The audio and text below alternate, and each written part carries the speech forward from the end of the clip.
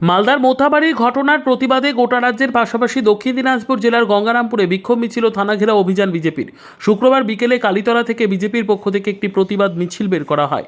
এরপর মিছিলটি শহরের বিভিন্ন এলাকা পরিক্রমা করে গঙ্গারামপুর থানার সামনে এসে জমায়েত হয়। সেখানেই মালদার মোথাবাড়ি কাণ্ডের প্রতিবাদে বিক্ষোভ প্রদর্শন করে বিজেপি কর্মীরা। এদিনের এই কর্মসূচিতে হাজির ছিলেন বিজেপির জেলা সভাপতি স্বরূপ চৌধুরী, বিধায়ক সত্যেন্দ্রনাথ রায়, বিজেপির জেলা সাধারণ সম্পাদক অশোক বর্ধন, বৃন্দাবন ঘোষ, কুশল দত্ত চৌধুরী সহ অন্যান্যরা। পশ্চিমবঙ্গে গণতন্ত্র নেই। এখানকার দিদি মমতা বন্দ্যোপাধ্যায় তিনি এখানে স্বৈরাচারিতা চালাচ্ছেন। গণতন্ত্রে জনগণের শাসন বলা হয়, জনগণের উপর এখানে অত্যাচার করা হচ্ছে। হিন্দুদের বাড়ি ঘর ভাঙচুর করে লুটতরাজ চালানো হচ্ছে। রাস্তা দিয়ে হিন্দুরা গাড়িতে যাচ্ছে, তাদেরকে নামিয়ে সেখানে মারধর করা হচ্ছে। পশ্চিমবঙ্গে কোন জায়গায় আছে? এখানে স্বৈরাচারী যে অত্যাচারী শাসন ব্যবস্থা চলছে।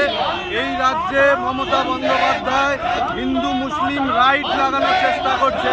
আমরা মুখ্যমন্ত্রী এবং মমতা বন্দ্যোপাধ্যায় দলদাস পুলিশকে হুঁশিয়ার করছি, আমরা যদি গর্জে উঠি তাহলে মমতা বন্দ্যোপাধ্যায় গদিচ্যুত হতে বাধ্য হবে। সেই জন্য তিনি আমাদের উস্কাবেন না, হিন্দুদের সনাতন হিন্দুদের উস্কাবেন না, তাহলে কিন্তু ভারতীয় জনতা পার্টি এবং সমস্ত হিন্দু সমাজ রাস্তায় নেমে আন্দোলন করবে। ধন্যবাদ।